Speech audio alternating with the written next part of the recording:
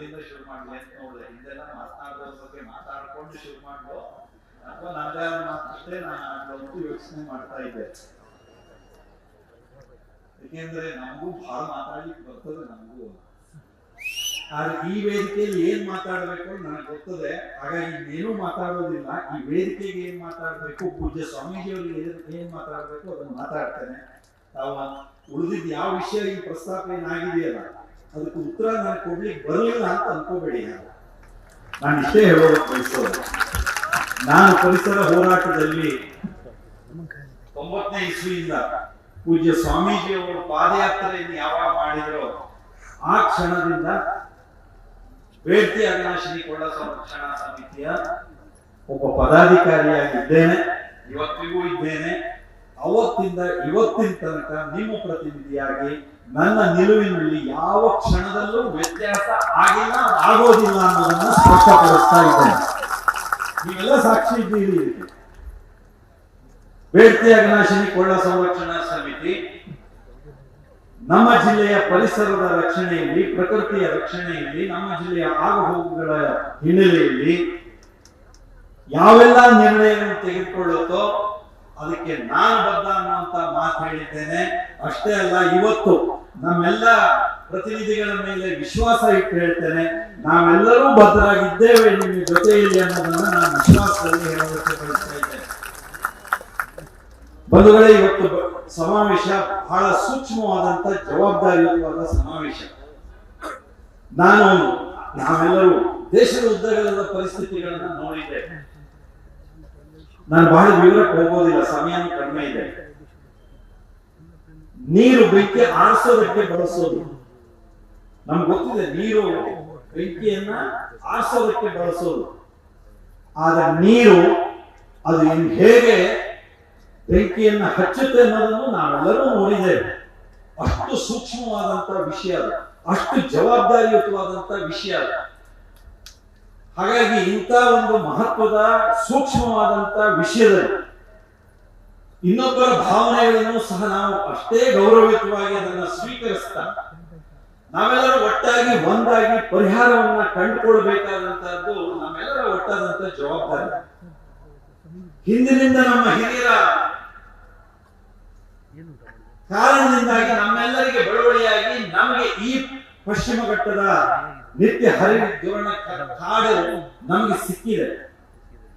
ಉಸಿರಾಡೋದಕ್ಕೆ ಶುದ್ಧ ಗಾಳಿ, ಕುಡಿಯೋದಕ್ಕೆ ಶುದ್ಧ ನೀರು, ಕೃಷಿಗೆ ಶುದ್ಧ ಭೂಮಿ, ನಮಗೇನು ಇವೆಲ್ಲವೂ ಸಿಕ್ಕಿದೆ ನಮಗೆ ನಮ್ಮ ಹಿಂದಿನವರ ತ್ಯಾಗದಿಂದ, ಹಿಂದಿನವರ ಕೊಟ್ಟಂತ ಬಳುವಳಿಯ ಕಾರಣದಿಂದ. ಈಗ ನಮ್ಮ ಜವಾಬ್ದಾರಿ ಮುಂದಿನ ಪೀಳಿಗೆಗಳಿಗೆ ಇದನ್ನು ಹಸ್ತಾಂತರಿಸಬೇಕಾಗಿದೆ, ಈ ಎಲ್ಲ ಸಂಗತಿಗಳನ್ನ. ಹಾಗಾಗಿ ನಾವು ಇವತ್ತು ಇಲ್ಲಿ ಸೇರಿರುವಂತವರು ಬಹಳ ದೊಡ್ಡ ಜವಾಬ್ದಾರಿಯನ್ನು ನಿರ್ವಹಿಸೋದಕ್ಕೋಸ್ಕರವಾಗಿ ಸೇರಿದ್ದೀವಿ. ಕೇವಲ ನಮ್ಮ ರಕ್ಷಣೆಗೆ ಮಾತ್ರ ಅಲ್ಲ, ನಮ್ಮ ಮುಂದಿನ ಪೀಳಿಗೆಗಳ ರಕ್ಷಣೆಗೆ ನಾವು ಇಲ್ಲಿ ಸೇರಿದ್ದೇವೆ ಅನ್ನುವಂತ ಹೊಣೆಗಾರಿಕೆ, ಜವಾಬ್ದಾರಿ ನಮ್ಮೆಲ್ಲರಿಗೂ ಇದ್ದೇ ಇದೆ. ಬಂಧುಗಳೇ, ಈ ಯೋಜನೆಗಳು ಇವತ್ತು ನಿನ್ನೆ ಶುರುವಾಗಿದ್ದಲ್ಲ, ಇವತ್ತು ನಿನ್ನೆ ಶುರುವಾಗಿರೋದಲ್ಲ. 30 ವರ್ಷದ ಹಿಂದೆ ಬೇಡ್ತಿ ಯೋಜನೆ, ಅವಿನಾಶಿನಿ ಯೋಜನೆ ವಿಷಯದಲ್ಲಿ ಪೂಜ್ಯ ಸ್ವಾಮೀಜಿಯವರು ಪಾದಯಾತ್ರೆ ಮಾಡಿದರು. 80ರಲ್ಲೇ ಅಪ್ಪಿಕೋ ಚಳವಳಿ ಆಯಿತು. ನಮ್ಮ ಜಿಲ್ಲೆಯ ಇತಿಹಾಸವನ್ನು ನಾವು ನೋಡಿದ್ರೆ ಶಿವರಾಮ್ ಕಾರಂತರು ಪರಿಸರಕ್ಕೋಸ್ಕರವಾಗಿ ಲೋಕಸಭೆಗೆ ಸ್ಪರ್ಧಿಸಿದ್ರು. ನಮ್ಗೆ ಗೊತ್ತಿದೆ, ಹೊನ್ನಾವರದ ನಮ್ಮ ಕುಸುಮಾ ಸರೋವರ್ ಇಡೀ ಜಿಲ್ಲೆಯಲ್ಲಿ ಆ ಕಷ್ಟದ ಸಂದರ್ಭದಲ್ಲಿ ನಮ್ಮಲ್ಲಿ ಪರಿಸರ ಜಾಗೃತಿಯನ್ನು ಉಂಟು ಮಾಡ್ಲಿಕ್ಕೆ ಏನೆಲ್ಲ ಪ್ರಯತ್ನ ಮಾಡಿದ್ರು ಅಂತ. ಇವತ್ತು ನೀನೇ ಶುರುವಾಗಿದ್ದಲ್ಲ, ಇದು ಯಾವುದು ನದಿ ಇದೆ ನಮ್ಮ ಹತ್ರ, ಆ ಪವಿತ್ರ ನದಿ ಇದೆ, ಸಮೃದ್ಧ ನದಿ ಇದೆ. ಹಾಗಾಗಿ ಈ ರೀತಿಯ ತೂಗುಗತ್ತಿ ಇದು ಅವತ್ತಿಂದೂ ಇದೆ, ಇವತ್ತು ಮತ್ತೆ ಆ ತೂಗುಗತ್ತಿ ಬೀಸ್ತಾ ಇದೆ. ಇದಕ್ಕೆ ಯಾರ್ಯಾರು ಏನ್ ಕಾರಣ ಅನ್ನೋದು ನಾನು ಇಲ್ಲಿ ವಿಶ್ಲೇಷಣೆ ಮಾಡೋದಿಲ್ಲ. ಯಾರಾದ್ರೂ ಏನಾದ್ರು ಎಲ್ಲೆಲ್ಲಾದ್ರೂ ಕಾರಣಗಳಿದ್ರೆ ನಮ್ಗೆ ಗೊತ್ತಿದೆ ಅದು ಯಾರ್ಯಾರು ಎಲ್ಲೆಲ್ಲಿ ಕಾರಣ ಅಂತ. ಯಾರು ತಿಳ್ಕೊಳ್ಳಿಕ್ಕಾಗದೆ ಇರುವಂತ ಸ್ಥಿತಿಯಲ್ಲಿ ಇಲ್ಲ. ನಮಗೆ ಶರಾವತಿ ನದಿ ತಿರುವು ಯೋಜನೆ ಮಂಕಾಳು ವೈದ್ಯರ ಕ್ಷೇತ್ರದಲ್ಲೇ ಬರೋದು, ಅದು ರಾಜ್ಯ ಸರ್ಕಾರದ್ದೇ ಯೋಜನೆ. ಅದು ಅದರಿಂದ ಆಗ್ತಾ ಇರೋ ತೊಂದರೆಯೂ ನಮ್ಗೆ ಗೊತ್ತಿದೆ, ಅದು ಅವರಿಗೂ ಗೊತ್ತಿದೆ. ನಾವೆಲ್ಲ ಸೇರಿ ಬೇಡ್ತಿ ಅಘನಾಶಿನಿ ಹೇಳಿದಾಗೆ ಶ್ರಾವತಿ ನದಿ ಯೋಜನೆಯೂ ಸಹ, ಪಂಪ್ ಸ್ಟೋರೇಜ್ ಯೋಜನೆಯೂ ಸಹ ನಮ್ಮ ಜಿಲ್ಲೆಗೆ, ಪ್ರಕೃತಿಗೆ, ಪರಿಸರಕ್ಕೆ ಅಪಾಯಕಾರಿ ಅನ್ನುವಂಥದ್ದು ಇದ್ದೇ ಇದೆ. ಅದು ನಮ್ಗೆಲ್ಲರಿಗೂ ಗೊತ್ತೇ ಇದೆ. ಈ ಸಮಾವೇಶದಲ್ಲಿ ಅದು ಒಂದು ವಿಷಯವೇ ಇದೆ. ಯೋಜನೆ ಆಗಿದೆ. ಬಂಧುಗಳೇ, ನಾವು ನಮ್ಮ ಜಿಲ್ಲೆ ಈ ಸಮೃದ್ಧತೆ ಇರೋದ್ರಿಂದಾಗಿ ಅನೇಕ ಸಮಸ್ಯೆಗಳು ನಮಗೆ ಉದ್ಭವ ಆಗಿದ್ದಿದೆ.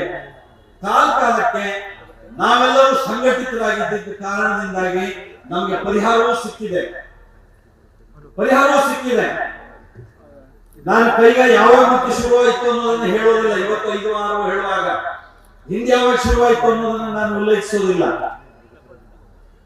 ನಮ್ಮ ಸಮಸ್ಯೆಗೆ ಪರಿಹಾರಕ್ಕೆ ನಾವು ಒಟ್ಟಾಗಿ ಒಂದಾಗಿ ಮಾಡ್ತಾ ಇದ್ದೇವೆ. ನಮ್ಮೆಲ್ಲರ ಪ್ರಯತ್ನವನ್ನ ನಾವು ಮುಂದುವರಿಸೋಣ ಅನ್ನುವಂತ ಮಾತನ್ನ ಮತ್ತೆ ನಾನು ನಿಮ್ಮಲ್ಲಿ ಹೇಳ್ತಾ, ನಾವು ಈಗಾಗಲೇ ನಮ್ಮ ಜಿಲ್ಲೆಯ ಜನ ತ್ಯಾಗ ಮಾಡಿದ್ದೇವೆ. 8 ಡ್ಯಾಮ್ಗಳ ಮೂಲಕ ಕರೆಂಟ್ ಕೊಟ್ಟಿದ್ದೇವೆ. ಕೈಗಾ ಮೂಲಕ, ಸೀಬರ್ಡ್ ಮೂಲಕ, ಅದು ಇದು ಯೋಜನೆಗಳ ಮೂಲಕ ಇಡೀ ರಾಜ್ಯಕ್ಕೆ ಬೆಳಕನ್ನ, ಸಮೃದ್ಧವಾದಂತಹ ಆದಾಯವನ್ನು ನಾವು ಕೊಟ್ಟಿದ್ದೇವೆ. ಅದರ ದುಷ್ಪರಿಣಾಮ ಅನುಭವಿಸಿದ್ದೇವೆ. ನಿರಾಶ್ರಿತರಿಗೆ ಸಮಸ್ಯೆ ಇದೆ, ಪರಿಹಾರ ಇಲ್ಲ. ತಕ್ಕಂತೆ ನಮ್ಮ ಅಭಿವೃದ್ಧಿ ಕೆಲಸಗಳಿಗೆ, ರಸ್ತೆಗೋ, ಸೇತುವೆಗಳಿಗೋ, ನೀರಿಗೋ, ಅರಣ್ಯೀಕರಣದ ಸಮಸ್ಯೆಗೋ, ಹಸಿರೆಲೆ ರೋಗಕ್ಕೋ, ಇನ್ನೇನೋ ಏನೇನು ಸಮಸ್ಯೆ ಇದೆಯೋ ಆ ಸಮಸ್ಯೆಗಳಿಗೋ ಪರಿಹಾರ ವಿಶೇಷವಾಗಿ ಬಂದಿದೆಯಾ? ಇದು ಪ್ರಶ್ನಾರ್ಥಕ ಚಿಹ್ನೆ. ನಾವು ಅನುಭವಿಸಿದೀವಿ ಕಷ್ಟ. ಇಷ್ಟೇ ಅಲ್ಲ, ಕಳಚೆಯಲ್ಲಿ ಧರೆ ಕುಸಿತ ಆಯ್ತು, ಶಿರೂರು ಗುಡ್ಡ ಕುಸಿತ ಆಯ್ತು, ಭಟ್ಕಳದಲ್ಲಿ ಘೋರಾಕಾರ ಮೇಘಸ್ಫೋಟ ಆಯ್ತು, ಮತ್ತಿಘಟ್ಟದಲ್ಲಿ ಧರೆ ಕುಸಿತ ನೋಡಿದ್ದೇವೆ. ಇಡೀ ಜಿಲ್ಲೆ ಉತ್ತರದಲ್ಲಿ ಪ್ರಕೃತಿಯ ವಿಕೋಪ ಏನೆಲ್ಲ ಆಗಿದೆ ಅದರ ಕಷ್ಟ ನಾವೆಲ್ಲ ನೋಡಿದ್ದೇವೆ. ನಾವು ಇವತ್ತು ಈ ಮಾತುಗಳನ್ನು ಹೇಳುವಾಗ ಈ ನೋವನ್ನು ಅನುಭವಿಸಿ ಹೇಳ್ತಾ ಇದ್ದೇವೆ, ಈ ಕಷ್ಟವನ್ನು ಅನುಭವಿಸಿ ಹೇಳ್ತಾ ಇದ್ದೇವೆ. ನಮಗೆ ಇನ್ನು ಯಾವುದೂ ಯೋಜನೆ ಬೇಡ ಅಂತ ಹೇಳೋದು ನಮ್ಮ ಕೇವಲ ಮೇಲ್ನೋಟದ ಮಾತುಗಳಲ್ಲ. ಯೋಜನೆಗಳ ಮೂಲಕ ಆಗಿರುವಂತಹ ಅನಾಹುತಗಳನ್ನ, ತೊಂದರೆ ತೊಡಕುಗಳನ್ನ ಅನುಭವಿಸಿ ಮಾತನ್ನ ಹೇಳ್ತಾ ಇದ್ದೇವೆ. ನಮಗೆ ನಮ್ಮ ಜಿಲ್ಲೆಯ ಧಾರಣಾ ಸಾಮರ್ಥ್ಯದ ಅಧ್ಯಯನ ಆದ ಹೊತ್ತು ನೀವು ಇನ್ನೇನು ಯೋಜನೆಗಳನ್ನ ನಮ್ಮ ಜಿಲ್ಲೆಗೆ ತರಬೇಡಿ ಅಂತ ರಾಜ್ಯ ಕೇಂದ್ರ ಸರ್ಕಾರಗಳಿಗೆ ಒಗ್ಗಟ್ಟಿಂದ ನಾವು ಹೇಳ್ತಾ ಇದ್ದೇವೆ.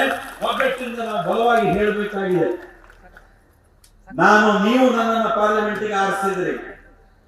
ಪಾರ್ಲಿಮೆಂಟ್ಗೆ ಹೋಗಿ ಮೊದಲ ಮಾತನ್ನು ನಾನು ಆಡಿದ್ದು ಜಿಲ್ಲೆಯ ಧಾರಣಾ ಸಾಮರ್ಥ್ಯದ ಅಧ್ಯಯನ ಆಗಲಿ ಅಂತ. ಯಾರಾದ್ರೂ ಮಾತಾಡಿಲ್ಲ ಅಂತ ಅನ್ಕೊಂಡ್ರೆ ನಾನು ಅದನ್ನು ಸ್ಪಷ್ಟಪಡಿಸೋದಕ್ಕೆ ಬಯಸ್ತಾ ಇದ್ದೇನೆ. ನಾವು ಪ್ರಯತ್ನ ಮಾಡ್ತಾನೆ ಇದ್ದೀವಿ, ಒಟ್ಟಾಗಿ ಒಂದಾಗಿ ಮಾಡ್ತಾ ಇದ್ದೇವೆ. ಪೂಜ್ಯ ಸ್ವಾಮೀಜಿಯವರ ಆದೇಶದಂತೆ ನಾವು ಎಲ್ಲರೂ ಜೊತೆ ಸೇರಿ, ನಮ್ಮ ನಿಯೋಗದಲ್ಲಿ ಹೆಬ್ಬಾರ್ ಅವರಿದ್ರು, ಭೀಮಣ್ಣ ನಾಯ್ಕರವರಿದ್ರು, ಶಾಂತಾರಾಮ್ ಸಿದ್ದಿ ಅವರಿದ್ರು. ಅವತ್ತು ವೈದ್ಯರಿಗೆ ಬೇರೆ ಏನೋ ತೊಂದರೆ ಆಯ್ತು, ಅವ್ರು ಬರಲಿಲ್ಲ. ಆಗ ಉಳಿದವರೆಲ್ಲ ನಾವೆಲ್ಲ ಸೇರಿ ಮುಖ್ಯಮಂತ್ರಿಗಳನ್ನು ಭೇಟಿ ಮಾಡಿ ಧಾರಣಾ ಸಾಮರ್ಥ್ಯದ ಅಧ್ಯಯನ ಮಾಡಿ, DPR ಗೆ ಒಪ್ಪಿಗೆ ಕೊಡಬೇಡಿ, ನಿಮ್ಮ ಹತ್ರ ಅನುಮತಿ ಕೇಳಿದರೆ ನೀವು ಕೊಡಬೇಡಿ ಒಪ್ಪಿಗೆ ಅಂತೆಲ್ಲ ಹೇಳಿ ಬಂದ್ವಿ. ನಾವು ಮುಂದೆ ಹೋಗಿದ್ದೇವೆ ಒಂದು ಹೆಜ್ಜೆ ಇದೆ DPR ಸ್ಟೇಜ್. ನಾನು ಇವತ್ತು ಹೇಳ್ತೇನೆ, ಬೆಂಗಳೂರಿನಲ್ಲಿ ವಿಜ್ಞಾನಿಗಳ ಒಂದು ಸಮ್ಮೇಳನ ಆಯ್ತು ಪೂಜ್ಯ ಸ್ವಾಮೀಜಿಯವರ ಅಧ್ಯಕ್ಷತೆಯಲ್ಲಿ. ಆ ಸಮ್ಮೇಳನದಲ್ಲಿ ತಜ್ಞರು, ವಿಜ್ಞಾನಿಗಳು ಬಂದಿದ್ರು. ಅವರು ಈ ಯೋಜನೆ ಬಗ್ಗೆ ಏನಾಗಬೇಕು ಏನಿಲ್ಲ ಇತ್ಯಾದಿಗಳನ್ನೆಲ್ಲ ಹೇಳಿದಾಗ ನನಗೆ ಅಲ್ಲಿಯ ವಿಜ್ಞಾನಿಗಳು ಶ್ರೀಯುತ ರಾಮಚಂದ್ರ ಅವರು ಒಳಗೊಂಡಂತೆ ಅನೇಕರು ಮನವಿಯನ್ನು ಕೊಟ್ಟರು. ಒಂದು ಇದು ನೀವು ಕೇಂದ್ರ ಸರ್ಕಾರದಲ್ಲಿ ಕೊಡಬೇಕು ಅಂತ. ನಾನು ನೆಕ್ಸ್ಟ್ ಡೇ 7ನೇ ತಾರೀಕು ಆಗಿರೋದು, 8ನೇ ತಾರೀಕು ಅಥವಾ 9 ಇರಬೇಕು, ದೆಹಲಿಗೆ ಪಾರ್ಲಿಮೆಂಟ್ ಅಧಿವೇಶನಕ್ಕೆ ನಾನು ಹೋದಾಗ CR ಪಾಟೀಲ್ ಅವರನ್ನ ಭೇಟಿ ಮಾಡಿ ಆ ಮನವಿಯನ್ನು ಕೊಟ್ಟು, ಆ ಮನವಿ ಉತ್ತರ ಬಂದಿದೆ. ಪಶ್ಚಿಮ ಘಟ್ಟದಲ್ಲಿ ಯಾವ ಯೋಜನೆ ತಗೋಬೇಕು ತಗೋಬಾರ್ದು ಅನ್ನೋದ್ರ ಅಧ್ಯಯನ ಆಗ್ಬೇಕು ಅನ್ನುವಂತ, ಧಾರಣಾ ಸಾಮರ್ಥ್ಯದ ಅಧ್ಯಯನ ಆಗ್ಬೇಕು ಅನ್ನುವಂತ ವಿಷಯಕ್ಕೆ ನಾವು ಕೆಲಸ ಮಾಡ್ತಿದ್ದೇವೆ. ನಾವು ನಿಮ್ ಜೊತೆಗಿದ್ದೇವೆ, ಜಿಲ್ಲೆಯ ಜನರ ಜೊತೆಗೆ ಇರಲೇಬೇಕಾಗಿದೆ, ಇದ್ದೇವೆ. ಬೇಡ್ತಿ ಅಘನಾಶಿನಿ ಕೊಳ್ಳ ಸಂರಕ್ಷಣಾ ಸಮಿತಿ ಇದೆ, ಅದರ ಜೊತೆಗಿದ್ದೇವೆ ನಾನು ಈ ಸಂದರ್ಭದಲ್ಲಿ ಇನ್ನು ಹೆಚ್ಚು ಇನ್ನೇನೋ ಹೇಳೋದಕ್ಕೆ ಬಯಸದೆ, ಬಂಧುಗಳೇ, ನಾವು ಇವತ್ತು ಪಕ್ಷಾತೀತವಾಗಿ ಯಾವ ಭೇದ ಭಾವ ತಾರತಮ್ಯ ಇಲ್ಲದೆ ಎಲ್ಲ ಪೂಜ್ಯ ಸ್ವಾಮೀಜಿಯವರ ಸಮ್ಮುಖದಲ್ಲಿ ನಾವು ಸೇರಿದ್ದೇವೆ. ಬೇಡ್ತಿ ಅಘನಾಶಿನಿ ಕೊಳ್ಳ ಸಂರಕ್ಷಣಾ ಸಮಿತಿ ನಿರಂತರವಾಗಿ ಈ ದಿಕ್ಕಿನಲ್ಲಿ ಪ್ರಯತ್ನ ಮಾಡ್ತಾ ಇದೆ. ವೇದಿಕೆ ಮೇಲಿರುವಂತ ನಾವೆಲ್ಲ, ಸಭೆಯಲ್ಲಿರುವಂತ ನಾವೆಲ್ಲ ಒಂದೇ ಒಂದು ನಿರ್ಣಯವನ್ನ ಇವತ್ತು ಮಾಡೋಣ. ಮುಂದೆ ಯಾವುದೇ ಸಂದರ್ಭದಲ್ಲಿಯೂ ಸಹ ಬೇಡ್ತಿ ಅಘನಾಶಿನಿ ಕೊಳ್ಳ ಸಂರಕ್ಷಣಾ ಸಮಿತಿಯ ಪೂಜ್ಯ ಸ್ವಾಮೀಜಿಗಳು ಯಾವೆಲ್ಲ ಆದೇಶವನ್ನು ಕೊಡ್ತಾರೋ ನಾವೆಲ್ಲರೂ ಅದನ್ನು ಶಿರಸಾವಹಿಸಿ ಪಾಲಿಸ್ತೇವೆ ಅನ್ನುವಂತ ಬಲವಾದ ಒಂದು ನಂಬಿಕೆಯಿಂದ ಕೆಲಸ ಮಾಡೋಣ. ನಾವು ಆ ರೀತಿಯಲ್ಲಿ ಬಲವಾಗಿ ನಂಬಿಕೆಯಿಂದ ಕೆಲಸ ಮಾಡೋಣ ಅಂತ ನಾನು ಕೇಳಿಕೊಳ್ತೀನಿ. ನಾನು ಈ ಒಂದು ವಿಶೇಷವಾಗಿ ನಮ್ಮ ಇವತ್ತಿನ ಈ ಶಿರಸಿಯ ಈ ಸಭೆಯನ್ನ ನೋಡಿದ್ರೆ ಯಾರಾದ್ರೂ ಈ ಯೋಜನೆಗಳನ್ನು ಮಾಡಬೇಕು ಅಂತ ಯೋಚಿಸ್ತಾ ಇರೋರು ಎಲ್ಲೇ ಇದ್ರು ಬೇಡಪ್ಪ, ಉತ್ತರ ಕನ್ನಡ ಜಿಲ್ಲೆಯು ಈ ಯೋಜನೆ ತಗೊಳ್ಳೋದು ಬೇಡ ಅನ್ನುವಂತ ಸಂದೇಶವನ್ನ ನೀವು ಇವತ್ತು ಕೊಟ್ಟಿದ್ದೀರಿ. ಸಂದೇಶವನ್ನ ಸ್ಪಷ್ಟವಾಗಿ ಕೊಟ್ಟಿದ್ದೀರಿ. ಇಷ್ಟು ದೊಡ್ಡ ಸಂಖ್ಯೆಯಲ್ಲಿ ಸ್ವಯಂ ಪ್ರೇರಣೆಯಿಂದ ನೀವು ಇಲ್ಲಿ ಸೇರಿ ನಮ್ಮ ಜಿಲ್ಲೆಯ ಈ ಪ್ರಕೃತಿಯನ್ನ, ಪರಿಸರವನ್ನ ಉಳಿಸಬೇಕು, ಭವಿಷ್ಯದ ಜನಾಂಗದ ಜವಾಬ್ದಾರಿಯನ್ನ ನಾವು ನಿರ್ವಹಿಸಬೇಕು ಅನ್ನೋದಕ್ಕೋಸ್ಕರವಾಗಿ ಸ್ವಯಂ ಪ್ರೇರಣೆಯಿಂದ ಪೂಜ್ಯ ಸ್ವಾಮೀಜಿಗಳ ಅಪೇಕ್ಷೆಗಳಂತೆ ನಾವಿಲ್ಲಿ ಸೇರಿದ್ದೇವೆ. ಈ ಒಗ್ಗಟ್ಟನ್ನ ಕಾಯ್ಕೊಳ್ಳೋಣ. ನಾವು ಒಗ್ಗಟ್ಟಿನಲ್ಲೇ ಶಕ್ತಿ ಇರೋದು ನಮ್ಗೆ ಗೊತ್ತಿದೆ. ನಿಮ್ಮಲ್ಲಿ ಒಂದು ಮಾತನ್ನ ಹೇಳ್ತೇವೆ, ಪತ್ರಿಕೆಯಲ್ಲಿ ಬರುವಂತ, ಸೋಷಿಯಲ್ ಮೀಡಿಯಾದಲ್ಲಿ ಬರುವಂತ ಉಳಿದಿದ್ದ ಯಾವುದೇ ಸುದ್ದಿ ನೀವು ಬಂದೇ ಬರುತ್ತೆ. ಅದೆಲ್ಲದಕ್ಕೆ ನಾವು ಮಾತಾಡ್ಕೊಳ್ತೀವಿ. ಆಗ ಅಂತಿಮವಾಗಿ ಪೂಜ್ಯ ಸ್ವಾಮೀಜಿಯವರು ಏನ್ ಹೇಳ್ತಾರೋ ಅದನ್ನೇ ನಾವು ಕೇಳ್ತೀವಿ ಅನ್ನೋದು ಮಾತ್ರ ನಿಮ್ಮ ನಂಬಿಕೆ ಇರಲಿ. ಅದರಂತೆ ಇರ್ತೇವೆ. ನಮ್ಮ ಪರಿಸ್ಥಿತಿಗೆ ತಕ್ಕಂತೆ ನಾವು ಆಯಾ ಸಂದರ್ಭದಲ್ಲಿ ಹೇಳ್ತೇವೆ. ಹೆಚ್ಚು ರಾಜಕೀಯ ವಿಷಯವನ್ನು ನಾನು ತರೋದಕ್ಕೆ ಬಯಸಿರ್ಲಿಲ್ಲ ಮತ್ತು ಬಯಸೋದು ಇಲ್ಲ. ನಾವು ಈ ರೀತಿ ವೇದಿಕೆಗಳಲ್ಲಿ ಒಟ್ಟಾಗಿ ಒಂದಾಗಿ ನಮ್ಮ ಮುಂದಿರುವಂತ ಸವಾಲನ್ನ ಹೇಗೆ ಎದುರಿಸಬೇಕು ಅನ್ನೋದಕ್ಕೆ ಅಷ್ಟಕ್ಕೆ ನಾವು ಕೇಂದ್ರೀಕರಿಸಿ ಮುನ್ನಡಿಬೇಕಾಗಿದೆ. ಇವತ್ತು ಇನ್ನೊಂದು ಮಾತನ್ನ ಹೇಳ್ತೇನೆ. ಪೂಜ್ಯ ಸ್ವಾಮೀಜಿಗಳು ಒಂದು ಮಾತು ಹೇಳಿದ್ದಾರೆ, ಕೇಂದ್ರ ಸರ್ಕಾರದಲ್ಲೂ ಸಹ ನಿಯೋಗದ ಮೂಲಕ ಮುಖ್ಯಮಂತ್ರಿಗಳನ್ನ ಭೇಟಿ ಮಾಡಿದ ಹಾಗೆ ಕೇಂದ್ರ ಸರ್ಕಾರದಲ್ಲೂ ಸಹ ನಿಯೋಗದ ಮೂಲಕ ಅಲ್ಲಿಯ ಸಚಿವರುಗಳನ್ನೆಲ್ಲ ಭೇಟಿ ಮಾಡಬೇಕು ಅಂತ ಹೇಳಿದ್ದಾರೆ. ನಾನು ಈಗಾಗಲೇ ಹೇಳಿದ್ದೇನೆ, ಫೆಬ್ರವರಿ ಫಸ್ಟ್ ವೀಕ್ ನಲ್ಲಿ ಯಾವ ಸಂದರ್ಭದಲ್ಲಿ ಬಂದ್ರು, ಯಾರನ್ನ ದೆಹಲಿಯಲ್ಲಿ ಭೇಟಿ ಮಾಡಿಸ್ಬೇಕು ಅಂತ ಹೇಳಿದ್ರು, ನಿಮ್ಮ ಪ್ರತಿನಿಧಿ ನಾನು ಅವರನ್ನು ಭೇಟಿ ಮಾಡಿಸ್ತೇನೆ ಮತ್ತು ಅವ್ರ ಮನವರಿಕೆ ಮಾಡಿ ಈ ಯೋಜನೆ ಬೇಡ ಅನ್ನೋದನ್ನ ಮನವರಿಕೆ ಮಾಡೋದಕ್ಕೆ ನನ್ನ ಶಕ್ತಿ ಮೀರಿರೋ ಪ್ರಯತ್ನವನ್ನು ನಾನು ಮಾಡ್ತೀನಿ ಅನ್ನುವಂತ ಮಾತನ್ನು ಹೇಳ್ತಾ ನಿಮ್ಮೆಲ್ಲರಿಗೆ ವಂದಿಸಿ ನನ್ನ ಮಾತು ಮುಗಿಸ್ತೇನೆ. ನಮಸ್ಕಾರ. ಹಸಿ ರೇ ನಮಸ್ಕಾರ.